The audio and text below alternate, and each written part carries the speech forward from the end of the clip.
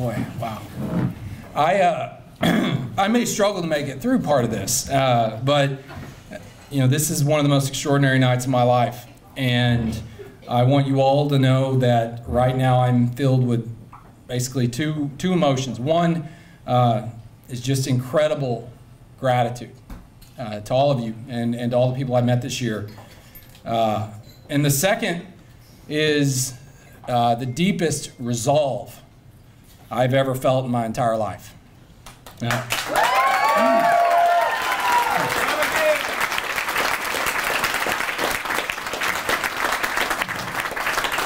Right? You know, at the start, before I share with you all what's on my mind, I just want to say, you know, I called Governor Hutchinson a little while ago. I thanked him for running a constructive and honorable race. I hope you all will all congratulate him and join me as we wish him the very best these next 4 years. We all need him to succeed, and it's all our job to wish him the best and support him as he leads this state in the next 4 years. And so I want to thank him for running a good race and wish him the best as the governor in the next 4 years in the state. You know, to start out, I just want to take a moment and thank everyone who has made this campaign and the progress that we made this year possible.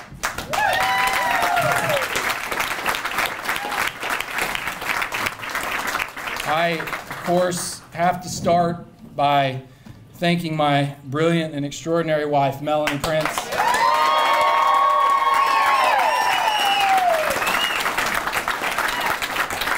You joined this adventure with me. You believed in me all the way. It would take me too long, and I would not make it more than 2 sentences if I described how incredible you've been this year and what you've taken on to make this possible. I love you.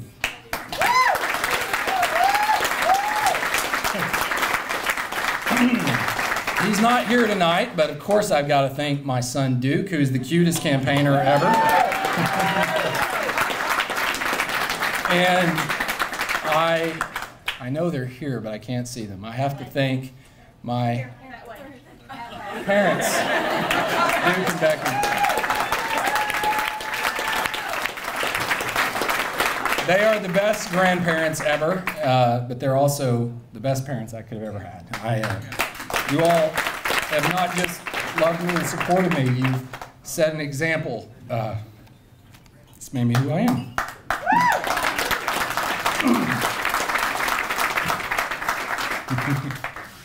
Oh, this is harder than I thought it would be. To my staff, man, for standing with me throughout this campaign, working day and night to help it run, I am so proud of you. Not only for the intelligence and professionalism you brought to this campaign, but also for the warm and supportive culture that we built. You know, anyone that says that political campaigns have to be tense and grueling, they've never worked with the wonderful people that I've had on my team this year.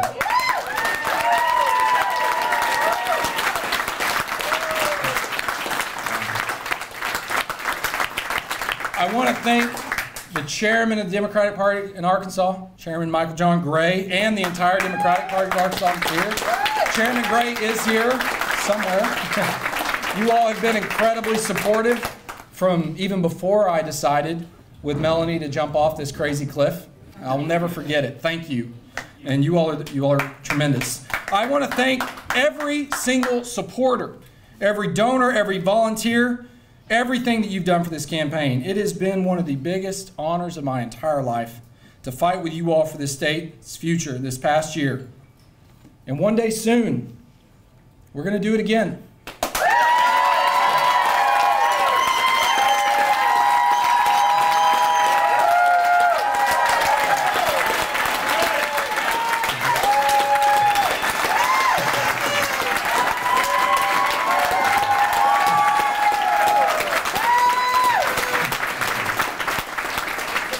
Y'all pace yourselves. I got a little bit more to go.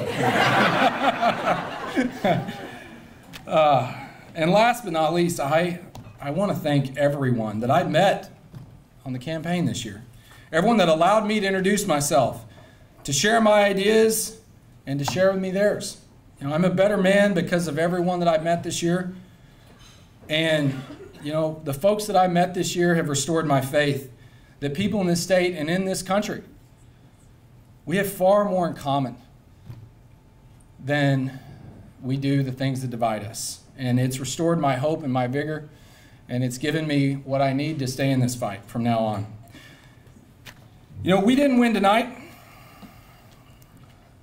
but I'm still so proud that in most ways this campaign has been an amazing success. We started this campaign with 4 goals. The first was to run on strong and transformative ideas. In Arkansas, we do not give ourselves enough credit. We have built world-class companies. We have built world-leading industries. We have produced world-class leaders in politics, in culture, in all arenas of life. It only makes sense to me that in the next generation we set big goals. It only makes sense to me that during our lifetime this can become one of the best places in the country to be a public school teacher.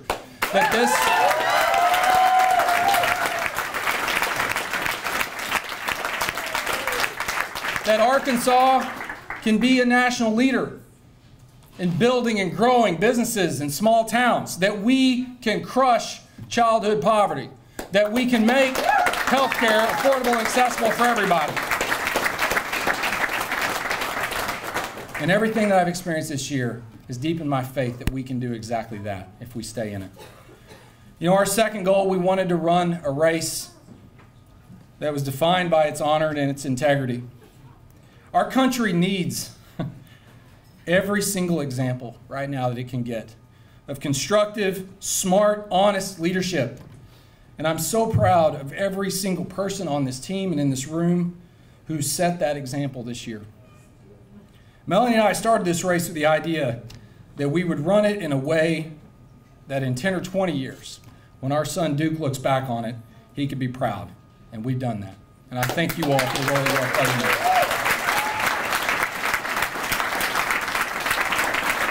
Our third goal was to do our part at the top of the ticket, to revitalize and help rebuild a compassionate, inclusive, and fact-based, competitive Democratic Party in this state. And we made incredible progress this year. Incredible. Throughout this campaign, we've gained momentum that we should be proud of and we must build upon. We've recruited and trained more than 1,300 volunteers who've connected with people in every corner of this state. We started to build infrastructure in this state that sparks hope in communities that have long felt left behind. And we've begun to build relationships with people we didn't expect to stand with us. As we look towards the future, we know that so many more are on our side. We see in groups like Indivisible, like Moms Demand Action, Black Lives Matter, our dreamers, the youth who are driving the campaigns across the state, and every other organization, big or small, working towards a stronger, equitable Arkansas. Our fourth and final goal was the only one that we didn't meet in this campaign. We knew the odds were tough, but every single member of this team ran to win with all their hearts and soul. And we didn't win tonight, but I want to tell you this. Tonight, I have no doubt we'll have many races to celebrate here in Arkansas and around the country. Yeah.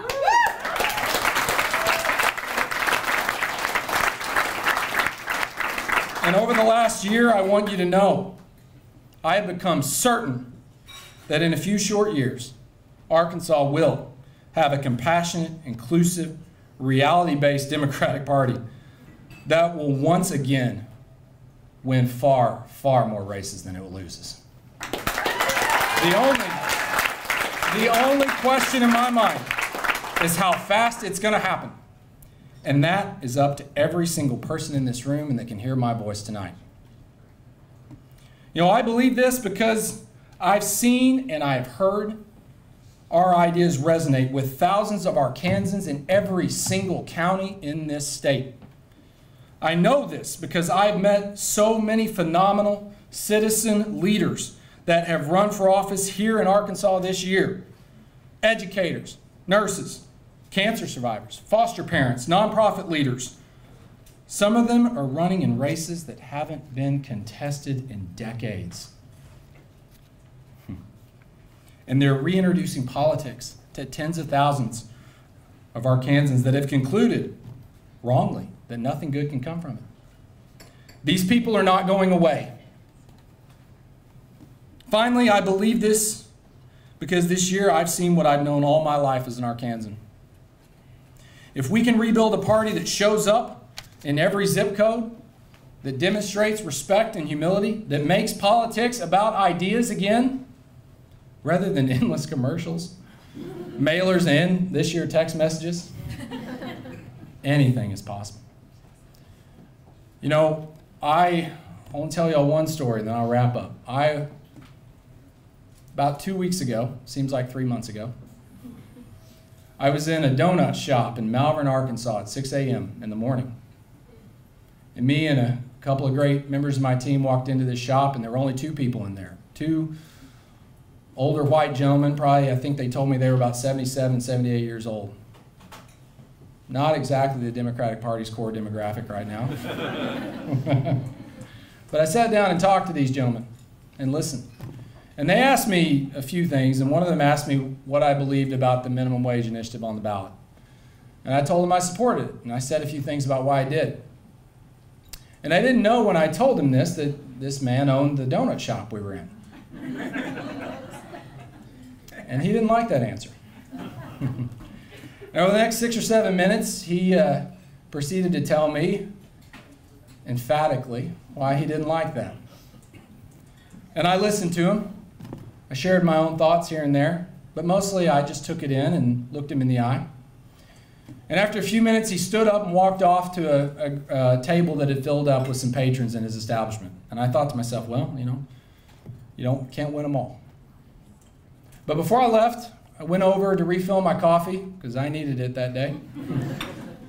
And I shook his hand. He was standing by the coffee, and I said, "Sir, thanks for letting us be here this morning and for visiting with you." And he said to me, he said, I've never had anyone running for statewide office come in here and ask me for my vote. And I'm going to vote for you.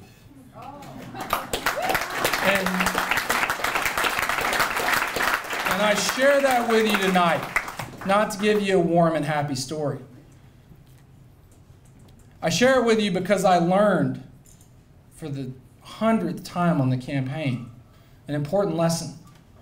That if we build a party that shows up, if we build a party that is rooted in respect and humility for every person in this state, if we show up and listen and demonstrate that we care, if we bring good ideas, even if they're not the ideas that everyone completely agrees with, we can win and earn votes. We can build a party that works for everyone in this state. There is no reason we can't do that in the coming years. And I'm proud to work alongside all of y'all to do exactly that.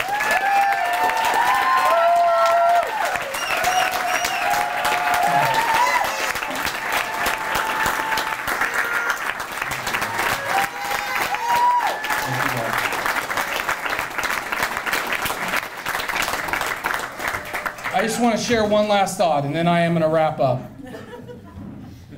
2 generations ago, my grandmother was born near Oil Trough, Arkansas. Although it was only 2 generations ago in this state, when she was about 13 or 14, she decided to go to the 8th grade for the second time. Because where she lived, there was no 9th grade.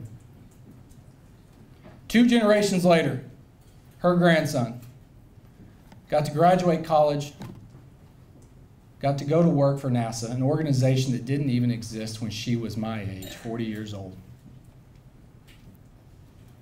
We're running and we're doing this tonight not just so that our political party can win, not just so that we can celebrate victories, but so that we can do what every American generation has done in the past.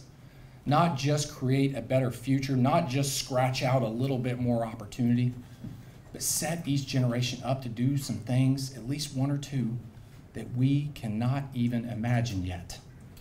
We can have that future in this state and in this country The one thing it requires is for all of us to work together, all of us to not give up, to keep fighting for what we believe in, and to believe that this better future is possible. I am so honored to be here with you all tonight, to have run this race this year. I'm so thankful for all the new friends that I've made, and I cannot wait, after a good break and some rest, to continue fighting for the future that we all know can and should occur in this state and this country. Thank you all so much for being here.